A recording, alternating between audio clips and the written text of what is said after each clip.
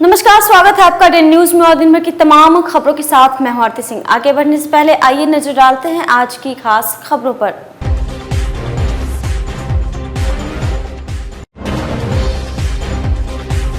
सलमान खुर्शीद की किताब पर देश भर में बवाल, भाजपा हुई हमलावर तो कई अन्य पार्टियों ने भी जताया विरोध।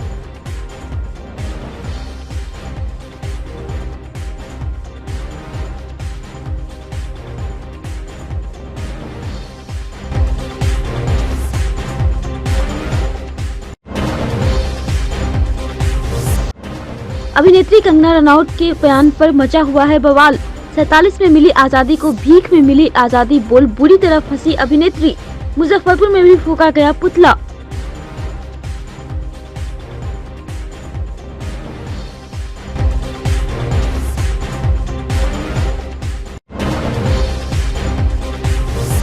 और श्रद्धा पूर्वक और हर्षोल्लास के साथ महापर्व छठ संपन्न, फूंका गया रावण का पुतला।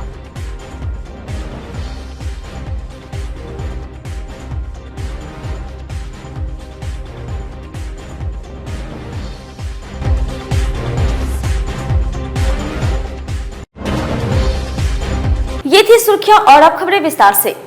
उदयमान सूर्य को अर्घ्य देने के साथ ही गुरुवार सुबह जिले में 4 दिवसीय छठ महापर्व संपन्न हो गया।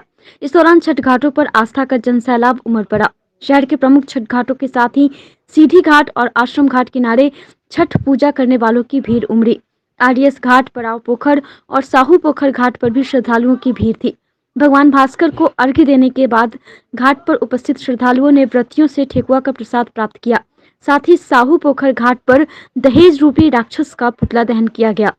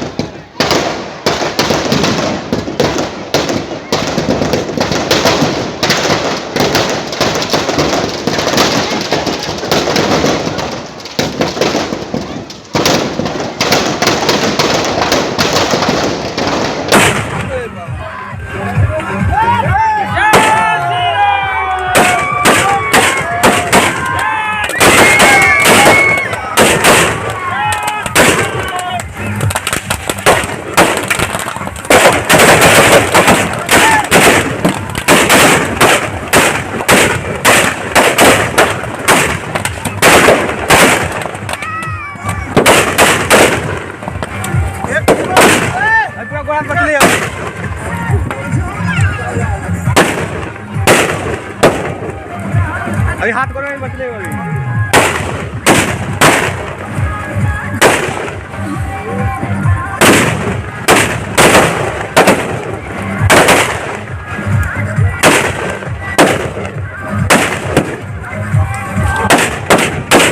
सलमान खुर्शीद की किताब पर बवाल मचा हुआ है। खासकर भाजपाइयों ने इसे लेकर पूरी कांग्रेस पार्टी को घेरने का काम शुरू कर दिया है। मुजफ्फरपुर के सांसद अजय निषाद ने भी सलमान खुर्शीद की किताब पर आपत्ति जताई है। उन्होंने कहा कि अपनी किताब के जरिए पूर्व मंत्री ने हिंदुत्व पर हमला किया है। खुर्शीद जो है कांग्रेस के वरिष्ठ नेता रहे हैं, भारत सरकार में मंत्री भी रहे हैं, लंबे समय तक ले और सांसद भी रहे हैं, मंत्री भी रहे, लंबा उनका राजनीतिक करियर है। लगातार 2 बार जो चुनाव हार गए हैं और उनकी पत्नी भी चुनाव हार गई, तो हमको लगता है कि वो डिप्रेशन में है और डिप्रेशन के कारण इस तरह का बयान दे रहे हैं। भारत जैसा आप जान रहे हैं हिंदुओं की संख्या बहुत ज़्यादा है, तो इस तरह से एक जिम्मेवार पद पे रहते हुए उनको ऐसा बयान भी नहीं देना चाहिए और किताब में तो अंकित ही नहीं करना चाहिए। हिंदू एक ऐसा धर्म है कि पूरे विश्व में जहाँ भी जाता है तो सारे देश उसका वेलकम करते हैं, स्वागत करते हैं। और इसके अलावा वो अपने समाज, अपने कास्ट के लिए झाँक के देखें, कहीं भी पूरे विश्व में माइनॉरिटी का सम्मान कहीं नहीं होता है। इससे ज़्यादा मुझे कुछ नहीं बोलना। बैन करने की मांग करेंगे जी, बैन करने की, बुक बैन करने की, तो वो अपने हो जाएगा, उसके किताब को पढ़ेगा कौन। कांग्रेस के वरिष्ठ नेता सलमान खुर्शीद की किताब को लेकर भाजपा और जदयू नेताओं ने जबरदस्त हमला बोला है। भाजपा नेताओं ने कहा है कि सोनिया गांधी और राहुल गांधी के इशारे पर ही ऐसा बार बार होता है। उन्होंने कहा, क्या यह सत्य नहीं है कि इससे पहले हिंदू आतंकवाद का आविष्कार कांग्रेस हेडक्वार्टर में किया गया? क्या अब यूपी चुनाव में इच्छाधारी हिंदू राहुल गांधी और प्रियंका गांधी की हिम्मत होगी कि वह कहे कि हिंदुत्व की विचारधारा आईएस और बोको हराम की विचारधारा है? वहीं जदयू नेता डॉक्टर एसएम राजू नैयर ने कहा कि कांग्रेस नेता पूरी तरह से पागल हो चुके हैं। यह हिंदू मुस्लिम एकता को तोड़ने वाला बयान है। ये दोनों का जो शर्मनाक बयान आया है, एक ने जय श्री राम के नाम पे बोला है कि वो निशाचर हैं और एक ने जो हिंदुओं की आईएसआई से तुलना की है, ये दोनों का बयान से यह पूरी तरह से स्पष्ट होता है कि कांग्रेस की मानसिकता क्या है। कांग्रेस ना ही चाहता था कि राम मंदिर बने और ना ही चाहता था कि हिंदू कभी एकत्रित हो। हिंदुओं को बांटने की साजिश है। और आप देख सकते हैं कि जब भी चुनाव आते हैं, आज देश के 5 राज्यों में चुनाव है और इन्हें आज राम राम की याद आ गई और उसी राम के जपने वाले को, उसी राम को मानने वाले को भारत का पहचान है राम, भारत की पहचान है जय श्री राम, उसी पर इन्होंने सवाल उठाने का काम किया है। इन दोनों को जल्द से जल्द माफ़ी मांगनी चाहिए। भारतीय जनता पार्टी इस पर चुप रहने वाली नहीं है। बड़ी चोट कोई भी हिंदू बर्दाश्त नहीं करेगा और सारे राष्ट्र में इसका विरोध हो रहा है। और यह बात उन्होंने जानबूझ के किसी साजिश के तहत कहा ताकि हिंदुओं के अंदर में कुछ फूट डाली जाए और कांग्रेस पुनः सत्ता में आए, इस लालच में उन्होंने शब्द कहा जो गलत है। और हम लोग जनसंघ के ज़माने के कार्यकर्ता रहे, आज भारतीय जनता पार्टी के अंदर में है और हम लोग इसका घोर विरोध करते हैं। और इस किताब के ऊपर में हम मांग करते हैं कि प्रतिबंध लगे ताकि कम से कम लोग इसके अध्ययन को कर सकें। सलमान खुर्शीद टाइप के लोगों का इस देश में जगह नहीं है। सनराइज ओवर इन अयोध्या उनकी पुस्तक आई है, जिसमें उन्होंने हमारे परंपरा, हमारी संस्कृति, हमारे साधु, हमारे संतों पर जो क्वेश्चन उठाया है, निश्चित तौर पर उनके दिमाग के दिवालियापन की कहानी वो कह रहे हैं। कांग्रेस को तुरंत निर्णय लेना चाहिए। अगर कांग्रेस को जरा सा भी अपनी छवि में सुधार लानी है तो उनको सबसे पहले सलमान खुर्शीद को अपने पार्टी से निकालना चाहिए और उनको देशद्रोह का मुकदमा करना चाहिए और इस देश से निष्कासित करने का काम करना चाहिए। मेरा यही मानना है। क्योंकि ये बयान पूरे हिंदू और मुस्लिम एकता को तोड़ने का ये बयान है।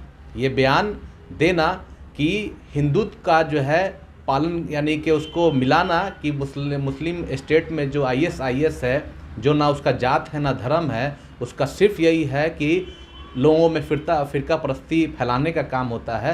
तो उससे तुलना करना हिंदुत्व का, ये हमको लगता है कि पूरी तौर से जो है ना भारत की एकता अखंडता को तोड़ने का काम ये सलमान खुर्शीद कर रहे हैं। ऐसे लोगों को भारत में रहने का हक नहीं है।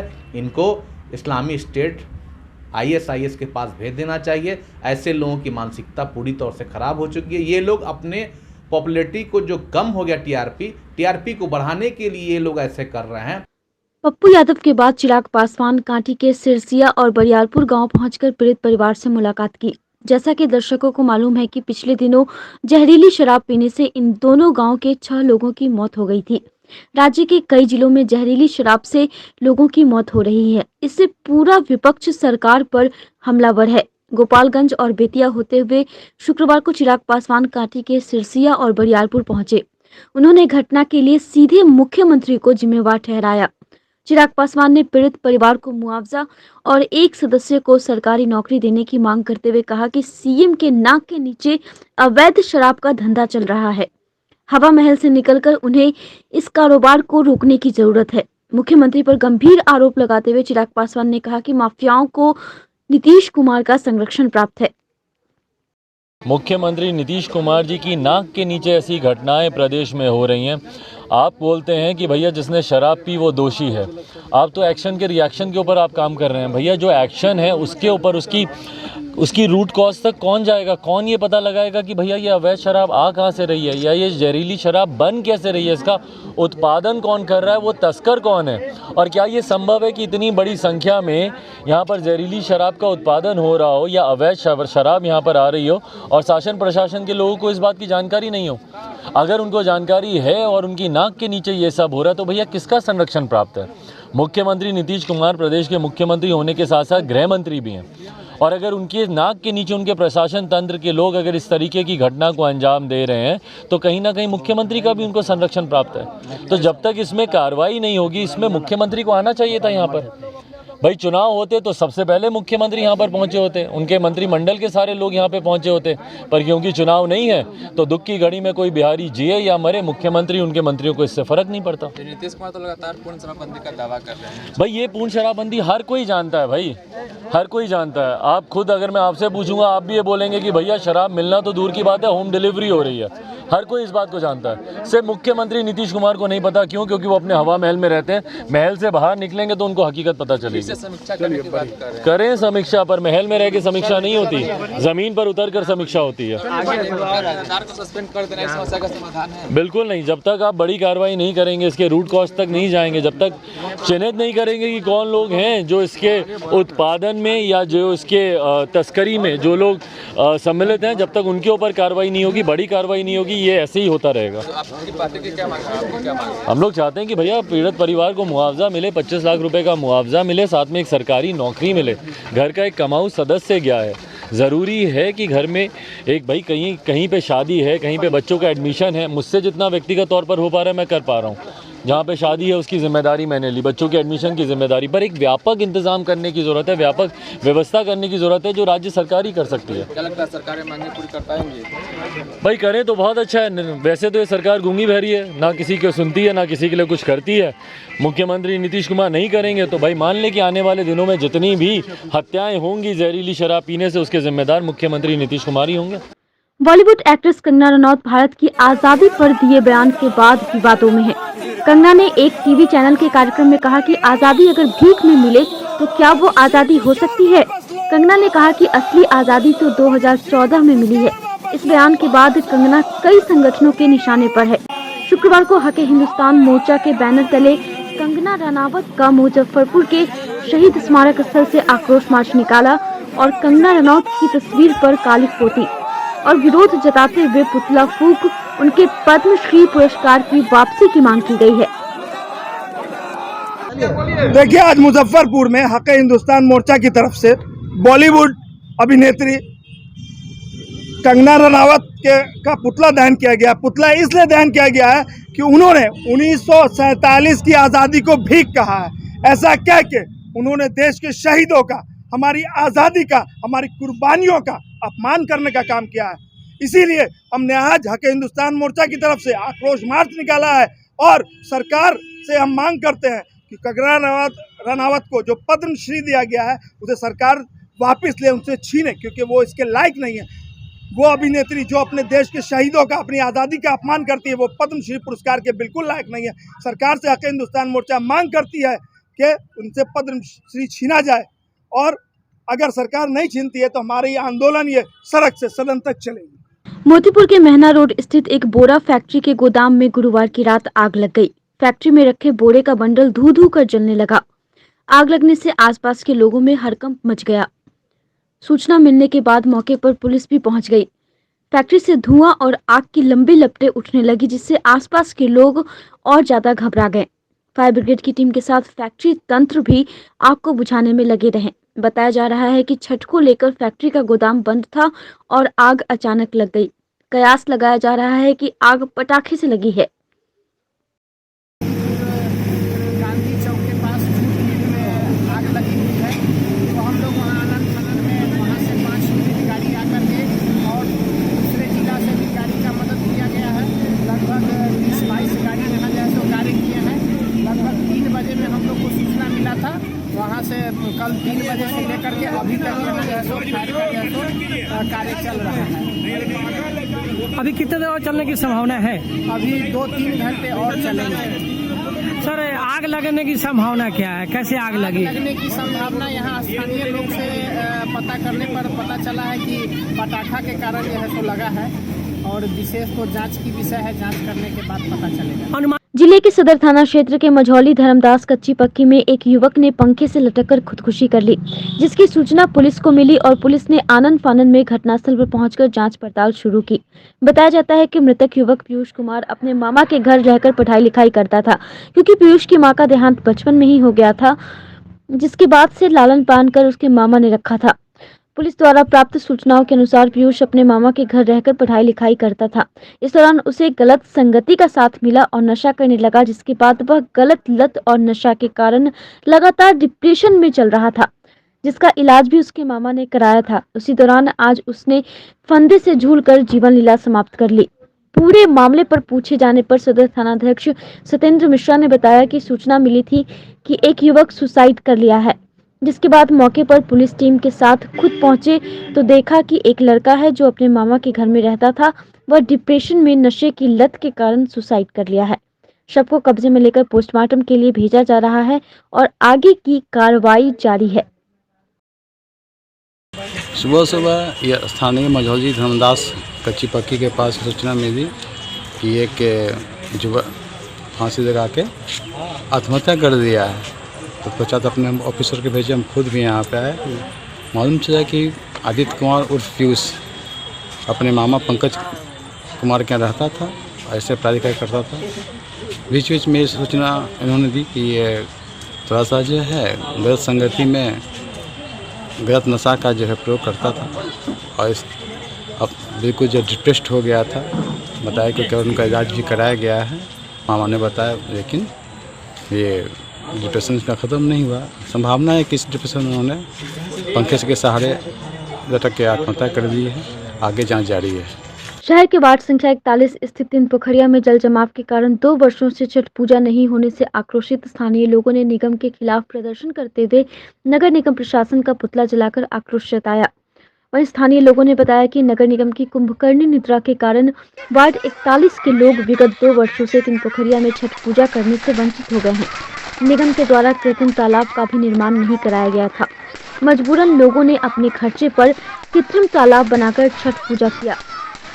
वार्ड पार्षद सिर्फ बयानबाजी करते रहे, लेकिन पूजा में लोगों को निगम की तरफ से सुविधा उपलब्ध नहीं कराया गया, जिस वजह से निगम प्रशासन को जगाने के लिए पुतला जलाया गया है।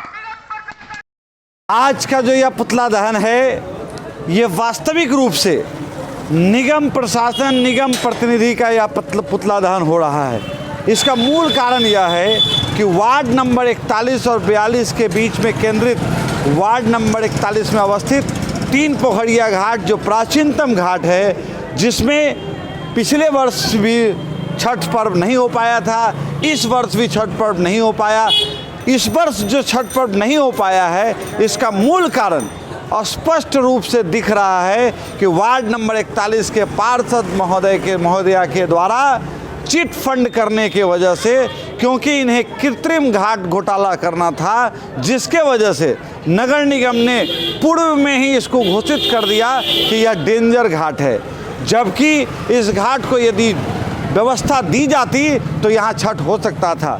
साथ ही साथ पार्षद महोदया के पति महोदय के द्वारा यह कहा जाना कि वार्ड नंबर 41 में कई कृत्रिम घाट का निर्माण कराया गया है, जबकि वास्तविकता यह है कि पूरे वार्ड नंबर 41 में 20 से ज़्यादा कृत्रिम घाट तमाम मोहल्ले वासियों के तन मन धन के साथ, सौजन्य के साथ बनाया गया था। इसी को लेकर आज कुंभकर्णी निद्रा में सो रही निगम प्रशासन एवं भ्रष्ट निगम प्रतिनिधि का आज यहाँ रावण रूपी पुतला दहन किया गया है। कोरोना संक्रमण के कारण पिछले वर्ष 20 फरवरी से नेपाल के काठमांडू और जनकपुर के लिए बस सेवाओं को बंद कर दिया गया था। अब दीपावली के ठीक बाद दोनों देशों की सरकारों ने बस सेवा बहाल करने का निर्णय लिया है। दीपावली के दिन बिहार से नेपाल के लिए बस सेवा की शुरुआत पटना से कर दी गई। कागजी खानापूर्ति के कारण बिहार से चलने वाली बसों का आदेश 1-2 दिन विलंबित हो गया, जिसके बाद शुक्रवार को इमलीचट्टी स्थित बिहार राज्य पथ परिवहन निगम के स्टैंड से काठमांडू और जनकपुर के लिए 2 बसों को पथ परिवहन विभाग के अधिकारियों के द्वारा हरी झंडी दिखाकर रवाना किया गया। लगभग 20 महीने के बाद बस सेवा शुरू होने से दोनों देशों के नागरिकों में बेहद उत्साह है। दीपावली के दिन ही हम लोगों ने पटना से ही 2 बजे पटना से काठमांडू और पटना से जनकपुर जाने वाली बसों का हम लोगों ने शुभारंभ किया था। आज मुझे यहाँ आने की आवश्यकता इसलिए पड़ी कि जो बस संचालक हैं उन लोगों का कहना था कि थोड़ा अभी भी आम प्रचार प्रसार की कमी है, तो इस छोटे से आयोजन के माध्यम से हम सभी लोगों से अनुरोध करते हैं कि बिहार राज्य पथ परिवहन निगम आम यात्रियों को सस्ती, सुविधायुक्त, सुरक्षित और आधुनिक यात्रा कराने के लिए कृत संकल्प है। और इसी कड़ी में आज भारत और नेपाल के बीच आपसी समझौता के अनुसार फरवरी 2020 से जो बसें बंद थी कोरोना को लेकर, उसको पुनः हम लोगों ने एक एग्रीमेंट किया नेपाल गवर्नमेंट के साथ, बिहार राज्य पथ परिवहन निगम और परिवहन विभाग के द्वारा। और वहाँ का जो नेपाल गवर्नमेंट है, वहाँ का जो परिवहन विभाग है, उसके अधिकारियों ने समझौता किया और उसी की दिशा में ये बस चालू हुई है। हमारी बस काठमांडू भी जा रही है, जनकपुर भी जा रही है। नेपाल गवर्नमेंट की भी बस काठमांडू से पटना होते हुए बोध गया भी जा रही है और काठमांडू से ही फिर दूसरी बस पटना भी आ रही है, जनकपुर से भी पटना आ रही है। 2 बसें बिहार गवर्नमेंट की जा रही है और 2 बसें अभी तत्काल नेपाल गवर्नमेंट की आ रही है, जिसे हम लोग निकट भविष्य में 4-4 बसों की सुविधा में इसको विस्तारित करेंगे। ये हम लोग की कार्य योजना और बहुत जल्द हो जाएगा। कुछ बसें इसमें ऐसी भी हैं जो हम लोग PPP मोड में चला रहे हैं।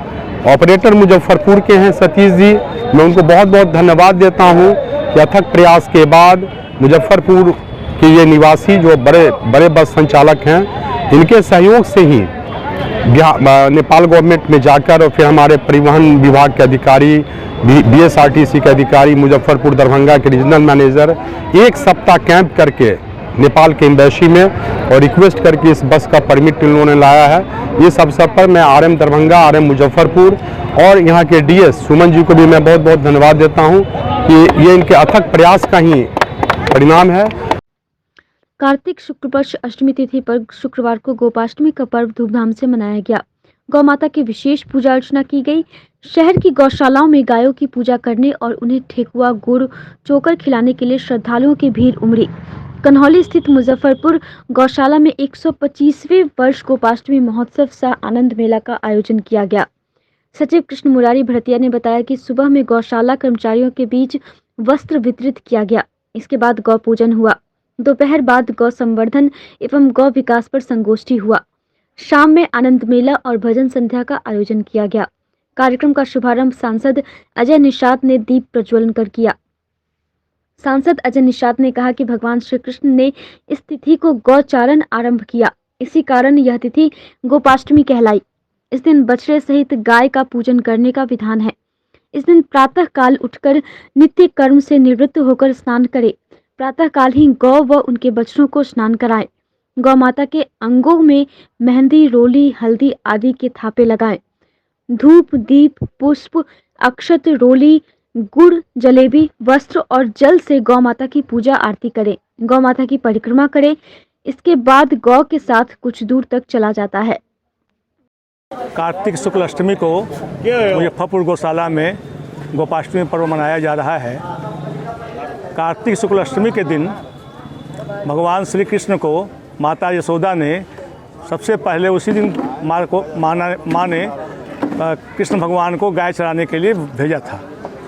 उसी उपलक्ष्य में उसी दिन से गोपाष्टमी पर्व हम लोग के यहाँ हिंदू सनातन धर्म के अनुसार मनाया जाता है। गोपाष्टमी के दिन मुजफ्फरपुर गौशाला में कार्यक्रम जो गोपाष्टमी समारोह किया जा रहा है, इसमें कर्मचारियों के बीच वस्त्र वितरण, गायों का नया रस्सी लगाना और फिर अभी थोड़ी देर बाद यहाँ विचार गोष्ठी होगी। विचार गोष्ठी में गायों के गौ संवर्धन पर विचार विमर्श यह होगा और उसके बाद यहाँ पर स्थानीय लोगों के लिए मेला लगता है।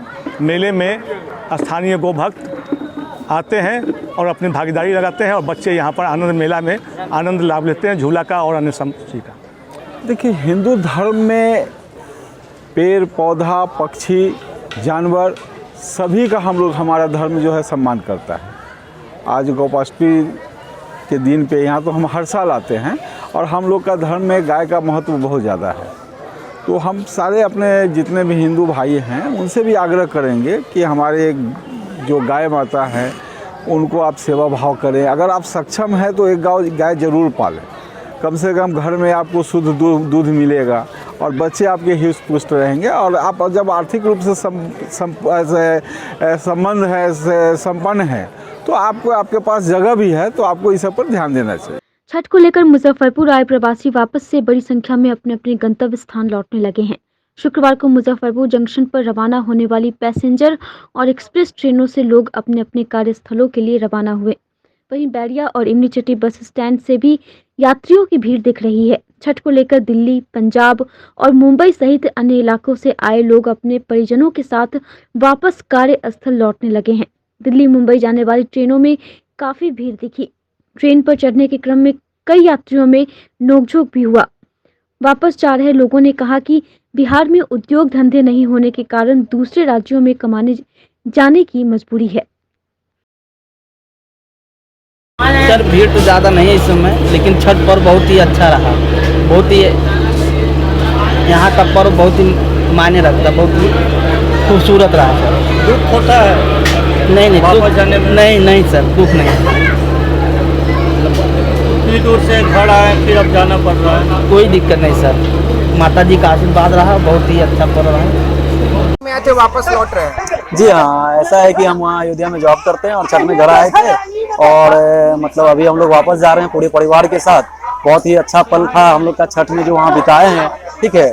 और ये आस्था का जो महान पर्व है, इसमें जो उदयगामी सूर्य को अर्घ्य देना पड़ता है, ये बहुत ही हिंदुओं का एक महान त्योहार है और ये हम लोग मना के अब वापस जा रहे हैं। कैसा लग रहा है परिवार को छोड़ के अब फिर वापस अकेले कमाने?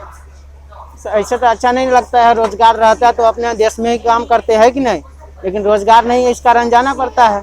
अपने गांव देश में रोजगार रहता तो नहीं जाते, गांव देश में रोजगार नहीं है, इस कारण से जा रहे हैं। ज्यादा दिन का छुट्टी भी नहीं मिलता होगा? जी, ज्यादा दिन का छुट्टी भी नहीं मिलता है। क्या करते हैं वहाँ? वहाँ काम करते हैं, फैक्ट्री में काम करते हैं। यहाँ से सरकार से क्या आग्रह कीजिएगा? सरकार से यही आग्रह करेंगे कि अपना गांव देश में अगर कारखाना देते, अपना व्यवस्था देते, कमाने वाने का साधन देते तो यही काम करते, नहीं जाते। शुक्रवार को नागरिक मोर्चा ने शहीद भगवान लाल पुस्तकालय भवन में एक बैठक का आयोजन किया, जिसमें मुखिया और वार्ड पार्षद चुनाव में वैसे समाज सेवी उम्मीदवार का समर्थन करने का निर्णय लिया गया है जो राष्ट्र समर्पित व्यक्ति हैं। मौके पर मोर्चा के महासचिव मोहन प्रसाद सिन्हा सहित कई लोग मौजूद थे। शहर से सटे पंचायत राज दादर कोल्हुआपुर संख्या 20 से जो समाज सेवी उम्मीदवार हैं, महान समाज सेवी शोषित पीड़ित मानवता की सेवा में अपना जीवन समर्पित करने वाले राम किशोर सहनी जो मुखिया के लिए उम्मीदवार है, खड़े हैं, उनका हम लोग नागरिक मोर्चा समर्थन करती है और उस क्षेत्र के सभी मतदाताओं से यह अपील करती है कि ऐसे महान व्यक्ति को आप गोलबंद होकर उनके पक्ष में मतदान करें, उनको विजयी बनावें, जिससे कि सामाजिक काम करने वाले लोगों का हौसला बुलंद हो, उनको प्रोत्साहन मिले और वे आगे बढ़े। आज की खबरों में बस इतना ही। कल फिर मिलेंगे कुछ नई खबरों के साथ। तब तक के लिए हमारी न्यूज़ टीम को दीजिए इजाजत। नमस्कार।